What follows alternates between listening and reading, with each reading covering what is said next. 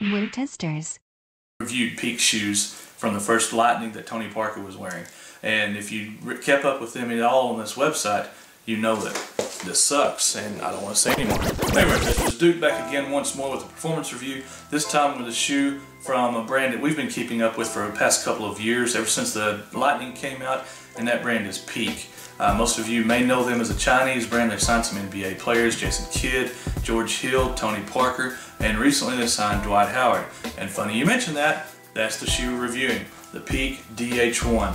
Now the history of this shoe, they had a design contest for aspiring designers and for basically fans of Dwight Howard's and of Peak to come up with his shoe design, and then he picked the one he wanted.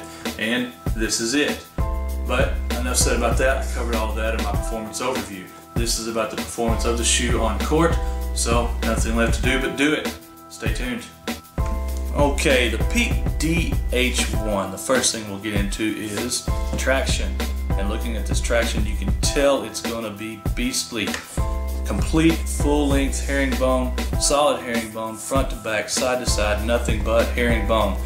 But there's one complaint I had against this, if at all. And I say if at all because honestly, this traction rocked. It gripped everything, even dusty. I had no problems with this traction whatsoever. Again, the only complaint I can say is the blades are flat on the ends when I wish they would have peaked them out. Get it? See what I did there? Peak? Come on y'all. But they're flat, and if they had just bladed them out just a little bit, it would have been that much better. But it's borderline Wear Testers Hall of Fame traction. It's that good already. So that's a very, very, very tiny nitpicky thing. The traction is pretty deep and the rubber is pretty hard. I have played in these outdoors just a little bit, just a few times, and there's no signs of wear and tear on them. I can recommend these, at least traction wise, for good outdoor play as well as indoor. Okay, we'll move up from traction to cushioning, and I'll leave this on the bottom of the shoe because they've got this cool little window right here that shows you the foam, and Peak is really good at doing this. If you haven't seen this shoe or the TP9 series for Tony Parker, they usually leave a translucent 4-foot outsole so you can see the different cushionings that they use on the TP9. And the TP9 uses the Gradient 3. The Dwight Howard and the Shane Battier series use the Cushion 3. As you can see the label right here on the heel. And what the Cushion 3 is a denser, more cushy foam that they use for big man shoes because they feel big men need more cushioning. I'm not sure that Tim Duncan would agree with that, but we're not talking about him, we're talking about Dwight Howard. And Dwight Howard does agree with it, and I do too. The cushioning, I mean, it's thick, it's mushy. It's also helped out by this really, really thick insole. One of the best insoles you will find on the market comes from a Peak shoe, and all three of the Peak shoes I got, the Lightning, the TP93, and the DH1 have the same insole. It's just a foam EVA insole, but it's very long lasting, very, very plush. So that adds another element to the cushioning. However, the cushioning alone without that insole, again, is thick, it's soft, it's not very responsive.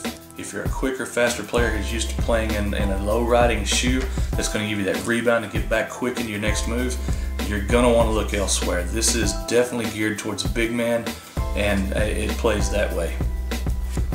Okay, now to get into materials, and I know I went into this on the overview video, but this part of the upper is what I was really interested in when I saw pictures of this shoe, and it's called Peak Surface, and it looks like it would be a knitted material.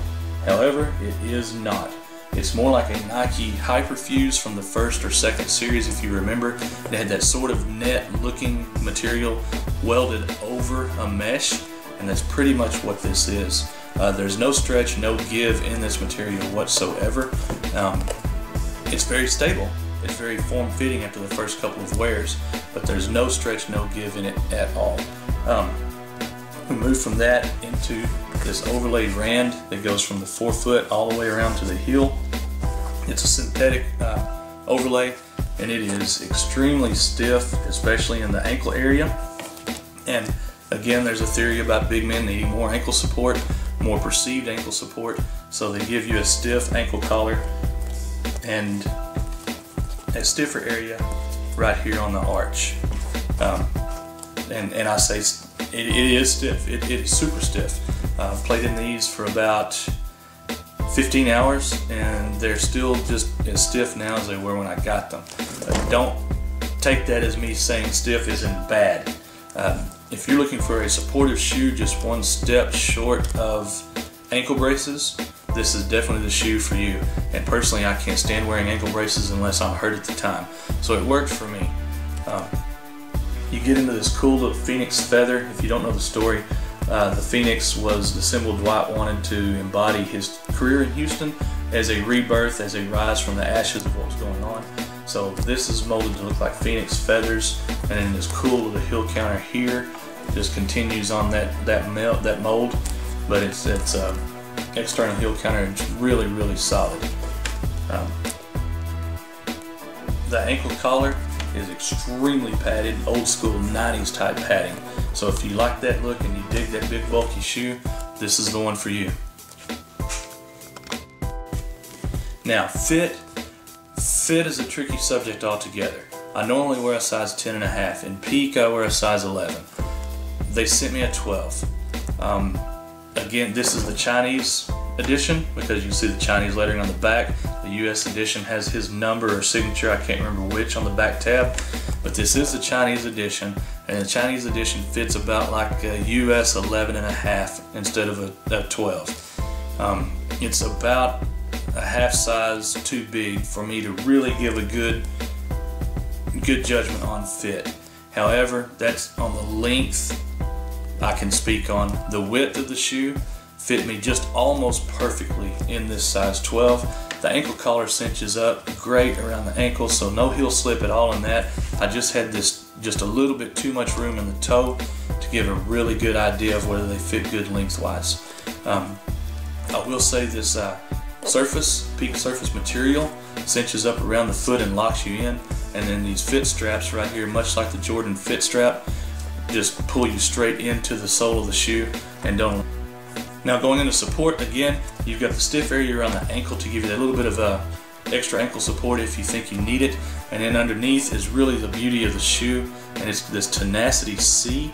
You can see the labeling there at the bottom, and it is a true carbon fiber plate under the arch and into the midfoot area, just about right here's where it stops, and it does a fantastic job of keeping the shoe as one underneath your foot.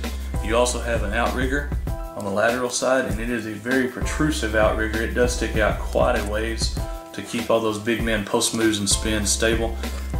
If you're looking for, again, something just short of an Ectio, look no further. This shoe's got you locked in. Okay, wear testers, that wraps us up on the Peak DH1. Again, pricing on this shoe is a little bit strange, to say the least. The only place I've seen them for retail right now is on High Basketball, which is a Chinese basketball shoe retail website. They have Peak, they have Li-Ning, they have Anta, they have the Way of Wade, and they're priced at $160 on that website. I'm not sure what a US release price will be, but that's what I'm seeing on that website. Again, if you're a post player that needs great traction, good cushioning, and just a really supportive fit, look no further. This shoe fits everything you're going to need.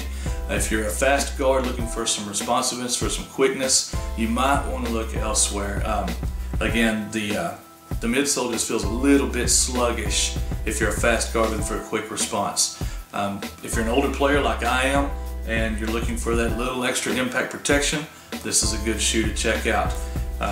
Again, great traction, good cushioning, good fit and support if you get the right size. Pay attention to what size they send you. Again, the sizing issue, I don't want to get back into that, but we all know what it was. Coming up next, Under Armour Architect, and after that, it's anybody's guess. We'll have to stay tuned and see. Thank you. Duke out.